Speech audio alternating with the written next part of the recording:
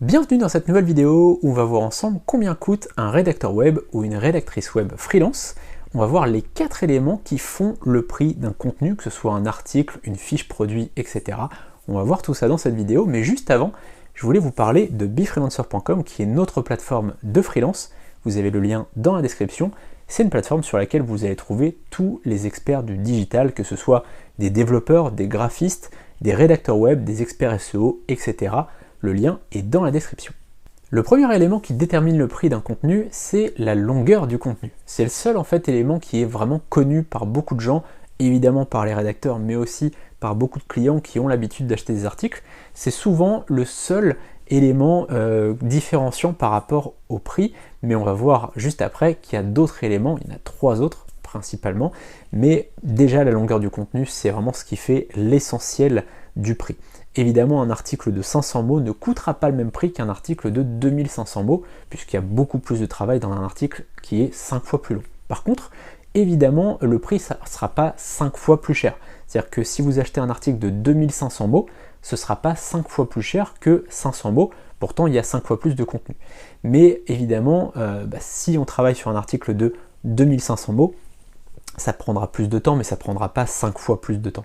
Donc en général, les rédacteurs font une diminution du prix pour un contenu. Ça, c'est à voir, hein. D'ailleurs, sur Befreelancer, vous pourrez le voir, c'est que parfois les rédacteurs vont dire, voilà, pour un article de tant de mots, ça sera tel prix, et pour 5 fois plus de mots, eh bien, ça sera tel prix. Et en fait, le delta n'est pas si important que ça. C'est évidemment plus cher, puisque c'est plus de travail, mais ça ne sera pas 5 fois plus cher pour 5 fois plus de mots. Donc ça, c'est le premier élément finalement qui va déterminer le prix d'un contenu, que ce soit un article de blog, que ce soit une fiche produit, que ce soit une traduction, peu importe, c'est toujours la même chose. On va vraiment se baser en premier lieu sur la longueur du contenu.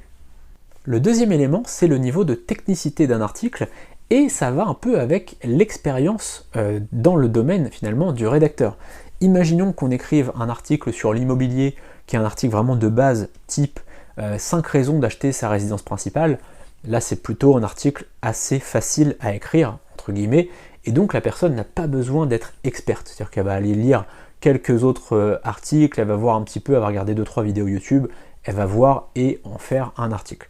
Donc ça, pour le coup, ça va pas forcément être très cher, ça va pas augmenter le tarif de base. En revanche, si on commence à écrire un article sur les SCPI, sur les montages financiers, etc., sur des choses un peu plus complexes, eh bien là, forcément, ça va monter le niveau de technicité et le niveau de difficulté de l'article, et donc forcément, le prix ne sera pas le même. Le troisième élément, c'est l'optimisation ou non du SEO. Le SEO, c'est quoi? C'est le référencement naturel pour tout simplement être classé au mieux sur Google, sur Bing, sur Yahoo, etc. Et en fait, forcément, plus l'article va être optimisé, mieux il sera classé, même si ça prend toujours du temps d'être bien classé, mais évidemment, un contenu qui va bien être optimisé, il a plus de chances d'aller ranker, d'aller sur des bonnes positions sur Google et sur les autres moteurs de recherche. Et ça, finalement, il faut avoir un rédacteur qui sache, qui soit vraiment un expert SEO pour pouvoir optimiser finalement le contenu. Parce que si vous faites juste appel à un rédacteur qui est seulement rédacteur, le problème, c'est que cette personne, elle va juste vous écrire un joli article, ça va être très bien écrit, ça va être plutôt soigné, etc. Mais par contre, ça ne va pas être pensé aussi pour les moteurs de recherche. Il faut savoir que quand on crée un contenu, quand un rédacteur crée un contenu, il doit penser évidemment en premier lieu au lecteur, mais aussi au moteur de recherche, puisque le moteur de recherche, par exemple, quand il scanne la page, il doit comprendre de quoi il s'agit. Donc il y a par exemple de la sémantique à mettre, il y a des titres à bien travailler pour le référencement, etc. Et donc tout ça, c'est très important, et c'est pour ça aussi que je vous recommande plutôt de faire appel à des rédacteurs sur Befreelancer ou sur ComeUp, c'est-à-dire des plateformes généralistes, qui en général vont avoir des vrais experts SEO qui rédigent, et pas uniquement des rédacteurs. C'est-à-dire que là, on va plus avoir des rédacteurs qui sont aussi experts SEO, qui s'y connaissent en SEO, en référencement naturel, alors que sur des plateformes vraiment spécialisées en rédaction, et bien là, on a uniquement des rédacteurs qui savent en effet faire des beaux articles, mais pas forcément optimisés. Et enfin, le quatrième élément déterminant du prix, c'est la mise en ligne ou non sur votre CMS. Imaginons que vous ayez un blog WordPress, et bien vous pouvez avoir un rédacteur qui va directement mettre en ligne pour vous, vous lui créez un compte auteur, et cette personne va rédiger directement sur WordPress. Donc vous n'aurez pas besoin d'aller copier-coller, d'aller mettre la métadescription, etc., etc. Là, finalement, la personne va le faire pour vous. Elle va tout mettre en ligne pour vous. L'article, il est en ligne, vous n'avez rien à faire. Alors qu'en temps normal, ça vous prendrait peut-être 10 minutes, un quart d'heure, 20 minutes pour mettre en ligne chaque article, et bien là, la personne le fait pour vous, et ça lui prend pas forcément beaucoup plus de temps, puisque rédiger sur Word ou rédiger directement sur WordPress ou sur Shopify ou PrestaShop, ça lui prend pas énormément plus de temps, mais par contre, elle doit quand même éventuellement mettre une image, éventuellement mettre une métadescription, voilà, donc elle a des petites choses à faire, donc forcément, ça vous fait un gain de temps, et ça vous fait forcément un article qui est plus optimisé. Donc ça se paye aussi, il faut forcément payer pour ça, puisque vous gagnez du temps, la personne passe un petit peu plus de temps quand même, et puis elle peut optimiser des choses, comme je disais, mettre une métadescription, respecter Yoast SEO par exemple, qui est un plugin sur WordPress qui permet de référencer un article, et bien elle peut donc respecter les différentes indications de Yoast SEO. Forcément tout ça, ça a de la valeur, et donc le prix ne va pas être le même. Comme vous l'avez vu, c'est assez difficile de donner un prix pour un article ou pour une fiche produit, puisque un article de blog peut coûter 15 € comme il peut coûter 100 € ou même 200 €. Donc il faut vraiment comprendre ça, il faut vraiment comprendre que ça demande du travail, que ça demande beaucoup de connaissances.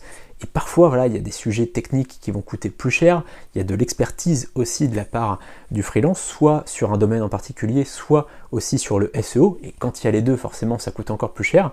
Et pareil, donc pour les fiches produits, si vous avez une personne qui est capable d'aller ranker une fiche produit sur Google, même si en général, sur Google, c'est plus les catégories qui vont se ranker, et non pas une fiche produit, mais si vous avez une personne qui est capable d'aller dans le top 20 ou dans le top 10 sur une fiche produit, ce qui est assez rare pour une fiche produit de se classer aussi bien, ou alors qui va justement rédiger, comme je disais, les catégories ou sous-catégories de votre site, si vous avez une personne qui est capable d'aller ranker sur des bonnes positions sur Google, évidemment ça se paye, puisque derrière vous allez avoir des revenus importants grâce à ce contenu. Donc vraiment, pensez surtout à ce que vous allez avoir derrière comme revenu, et non pas uniquement l'achat en fait que vous réalisez. C'est un investissement. Tous les achats finalement qu'on fait, que ce soit de la création de site, de la création de logo, de la gestion de pages Facebook, etc., tout ça, ce ne sont pas des achats, ce sont des investissements, puisque forcément ça va faire développer votre activité aujourd'hui, que vous soyez une TPE, que vous soyez une PME, que vous soyez un auto-entrepreneur, peu importe ce que vous faites, si vous avez une activité en ligne aujourd'hui, vous allez pouvoir vraiment la développer grâce à des freelances du digital. Et d'ailleurs, je vous ai mis encore une fois le lien de befreelancer.com dans la description si vous le souhaitez, si vous voulez vraiment trouver des prestataires de grande qualité. N'hésitez pas aussi à me poser toutes vos questions dans la barre des commentaires ci-dessous, j'y répondrai avec grand plaisir. Salut, à très bientôt.